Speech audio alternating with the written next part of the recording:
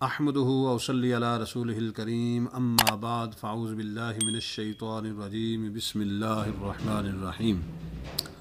سورۃ الانفال، صورتوں کے تعارف کا سلسلہ آگے بڑھاتے ہیں۔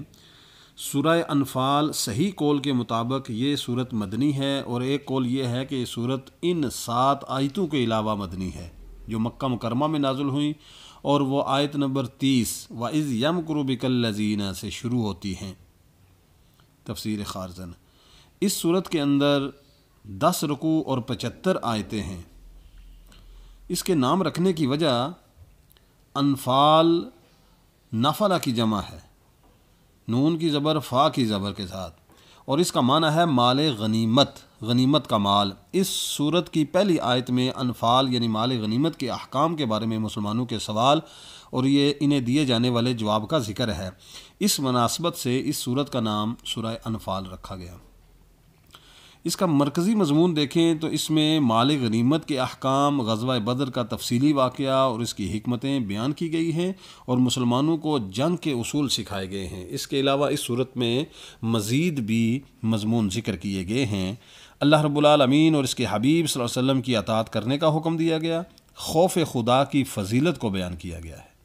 مکہ مکرمہ سے ہجرت کے وقت تاجدار رسالت صلی اللہ علیہ وسلم کے خلاف کفار کی سازش، اور اللہ تعالیٰ کا اپنے حبیب صلی اللہ علیہ وسلم کو کفار کی سازش سے محفوظ رکھنے کا بیان ہے۔ ہر چیز میں ضروری اسباب اختیار کرنے کے بعد اللہ رب العالمین پر توکل کرنے کا حکم دیا گیا ہے۔ مسلمانوں کو کفار کے ساتھ کیے ہوئے معاہدے پورے کرنے اور معاہدہ توڑنے پر ان کے ساتھ سختی کا حکم دیا گیا ہے۔ کفار کے ساتھ جہاد کرنے کے مقاصد بھی بیان کر دیے گئے ہیں۔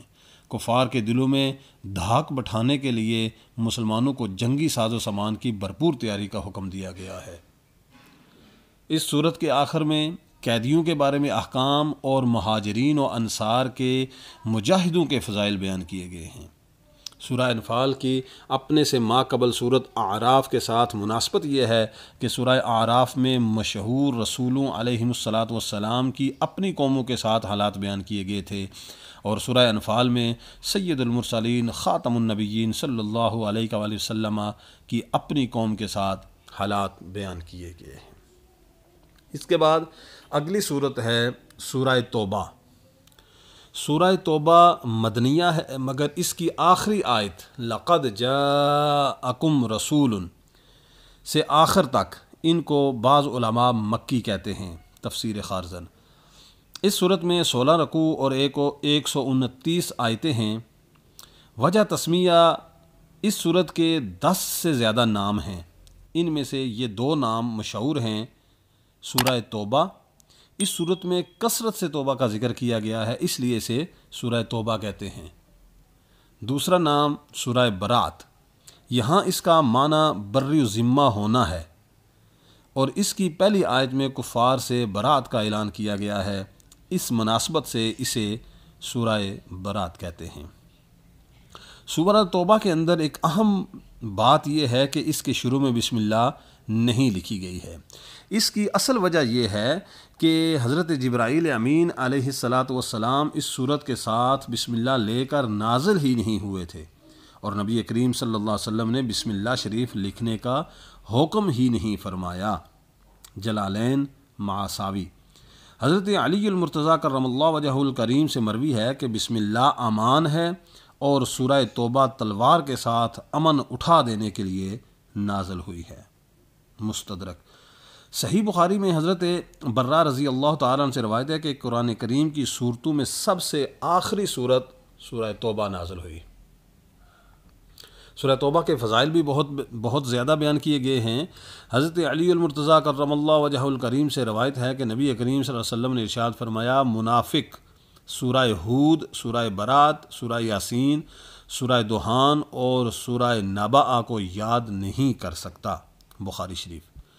حضرت جابر بن عبداللہ رضی اللہ تعالیٰ عنہ فرماتے ہیں کہ جب سورہ برات نازل ہوئی تو حضور پر نور صلی اللہ علیہ وآلہ وسلم نے ارشاد فرمایا، میں لوگوں کی خاطرداری کے لیے بھیجا گیا ہوں۔ سبحان اللہ، شعب الایمان۔ حضرت عطیہ حمدانی رضی اللہ تعالیٰ عنہ فرماتے ہیں کہ حضرت عمر فاروق رضی اللہ تعالیٰ عنہ نے لکھا تم خود سورہ برات سیکھو اور اپنی عورتوں کو سورہ نور سکھاؤ۔ سورہ توبہ کے مضامین کی طرف توجہ کرتے ہیں تو اس میں مشرکین اور اہل کتاب کے خلاف جہاد کرنے کے احکامات کو بیان کیا گیا ہے، یہ اس کا مرکزی مضمون ہے۔ اور غزوہ تبوک سے منافقوں کو روک کر مسلمانوں اور منافقوں میں امتیاز کر دیا گیا۔ اس کے علاوہ بھی اس میں کئی مضمون ہیں۔ ان مشرکین سے برات کا اعلان کیا گیا جن سے مسلمانوں کا معاہدہ ہوا اور وہ اپنے معاہدے پر قائم نہ رہے۔ کفار مکہ کے مسلمانوں سے افضل ہونے کا دعویٰ جو کرتے تھے اس کو ابھی رد کیا گیا ہے۔ غزوہ حنین کا واقعہ بیان کیا گیا۔ یہودیوں کا حضرت عزیر علیہ السلام کو اور عیسائیوں کو حضرت عیسیٰ علیہ السلام کو اللہ کا بیٹا قرار دینے کا رد کیا گیا ہے۔ ہجرت کے وقت نبی کریم صلی اللہ علیہ وآلہ وسلم اور حضرت ابوبکر صدیق رضی اللہ تعالیٰ عنہ کی غار ثور میں ہونے والی گفتگو کو بھی بیان کیا گیا۔ زکوٰۃ کے مصارف بیان کیے گئے، مسجد زرار کا واقعہ بیان کیا گیا اور مسجد قباء کی فضیلت بیان کی گئی۔ حضرت کعب بن مالک، حضرت ہلال بن امیہ اور مرارہ بن ربیع رضی اللہ تعالی عنہم جو کہ غزوہ تبوک میں حاضر نہ ہوئے تھے، ان کی توبہ کا واقعہ بھی اسی سورہ توبہ کے اندر بیان کیا گیا ہے۔ سورہ توبہ کی اپنے سے ماقبل سورت انفال کے ساتھ مناسبت یہ ہے کہ ان دونوں صورتوں میں اسلامی ملک کے خارجی اور داخلی اصول بیان کیے گئے ہیں۔ صلح اور جنگ کے احکام، سچے مومنین، کفار و منافقین کے حالات بیان کیے گئے ہیں۔ دیگر ممالک کے ساتھ ہونے والے معاہدوں اور عہد و پیمان کے احکام بیان کیے گئے ہیں۔ البتہ سورہ انفال میں مسلمانوں کو معاہدے پورے کرنے کا حکم دیا گیا تھا، اور سورہ توبہ میں یہ حکم دیا گیا کہ اگر کفار کی طرف سے عہد شکنی کی ابتدا ہو تو وہ بھی ان کے ساتھ کیے ہوئے معاہدے توڑ دیں۔ اسی طرح دونوں صورتوں میں مشرکین کو مسجد حرام سے روکنے کا حکم دے دیا گیا۔